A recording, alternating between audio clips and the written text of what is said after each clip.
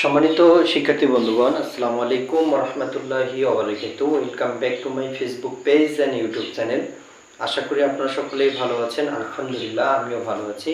তো আজকে আমরা যে গুরুত্বপূর্ণ ক্লাসটি নিতে যাব, আমরা এর আগে যে ক্লাসটি নিয়েছি তার পরবর্তী ক্লাসটি আজকে আমরা নেওয়ার চেষ্টা করব। তো আমাদের এখানে দেওয়া আছে হলো রসায়ন নবম দশম অধ্যায় 8 রসায়ন ও শক্তি, অর্থাৎ নবম দশম শ্রেণীর ক্ষেত্রে রসায়নের অষ্টমতম অধ্যায় হলো রসায়ন ও শক্তি। আজকে আমরা যে ক্লাসটি করব এটা হচ্ছে ক্লাস নাম 2, অর্থাৎ এর আগে আমরা ক্লাস নাম 1 পড়েছিলাম। তো আজকে আমরা পড়ব হচ্ছে ক্লাস নাম 2, টপিক হচ্ছে তাপের পরিবর্তন। তো আমরা জানি সকলে যে তাপের পরিবর্তনটা দুই ভাবে হয়ে থাকে, একটা হলো তাপ হারি বিক্রিয়ার ক্ষেত্রে, একটা তাপ উৎপাদী বিক্রিয়ার ক্ষেত্রে। অর্থাৎ তাপ হারি বা তাপ উৎপাদী বিক্রিয়া আমরা কাকে বলবো এই সংজ্ঞাটা আমরা না জেনে আজকে টপিকসগুলো আলোচনা করব। তো আমরা এখানে দেখতে পাচ্ছি যে এখানে আমি একটা সূত্র রেখেছি, এটা হলো ডেল্টা এইচ, অর্থাৎ এটাকে আপনারা ডেল্টা বলবেন, যেটা ত্রিভুজের মতো দেখা যায়।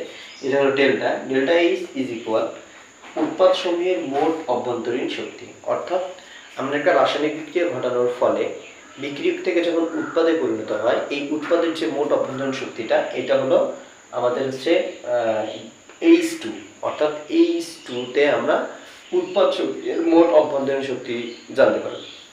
এরপর আমরা দেখতে পাচ্ছি মাইনাস বিক্রিয়ক সমূহের মোট অভ্যন্তরীণ শক্তি হলো H1, অর্থাৎ রাসায়নিক বিক্রিয়া সংঘটনকালে যে বিক্রিয়ক সমূহের যে শক্তিগুলো থাকে, এগুলো হচ্ছে H1 দ্বারা এগুলোকে প্রকাশ করা হয়। তাহলে আমরা এখানে দেখতে পাচ্ছি যে ডেল্টা এইচ মাইনাস, অর্থাৎ ডেল্টা এইচ এর মান যদি নেগেটিভ হয়, অর্থাৎ নেগেটিভ যদি হয়, তাহলে এটি হলো তাপ উৎপাদী বিক্রিয়া, এবং ডেল্টা এইচ এর মান যদি পজিটিভ হয় তাহলে সেটা তাপহারী বিক্রিয়া। অর্থাৎ আমি আবারও বলছি যে ডেল্টা এইচ এর মান যদি নেগেটিভ হয়, অর্থাৎ ঋণাত্মক যদি মান হয়, তাহলে অবশ্যই সেটা তাপ উৎপাদী বিক্রিয়া, এবং ধনাত্মক মান হলে অবশ্যই সেটা তাপহারী বিক্রিয়া। এবং এখানে এইচতে হচ্ছে হেইট কন্টেন্ট, অর্থাৎ এইচ এর যে মানটা আছে, এই এইচ হলো হেইট কন্টেন্ট ইংরেজিতে। তো এটা হলো ধারণকৃত তাপ, অর্থাৎ একটা রাসায়নিক বিক্রিয়ার ক্ষেত্রে একটা পদার্থ বা একটা যৌগ কতটুকু তাপ প্রদান করবে বা কতটুকু তাপ ধারণ করতে পারবে, সেটাকে আমরা এইচ দ্বারা প্রকাশ করব। আশা করি আপনারা সকলেই ক্লাসটি বুঝতে পেরেছেন। যদি ভালো লাগে অবশ্যই লাইক, কমেন্ট, শেয়ারের মাধ্যমে আমাদের পাশে থাকবেন। আমাদের ফেসবুক পেজগুলো ফলো করবেন, ইউটিউব চ্যানেলটি সাবস্ক্রাইব করবেন, এবং আমাদের যদি কোনো ভুল হয়ে থাকে অবশ্যই আমাদেরকে কমেন্টের মাধ্যমে জানাবেন। আসসালামু আলাইকুম ওয়া রাহমাতুল্লাহি ওয়া বারাকাতুহু।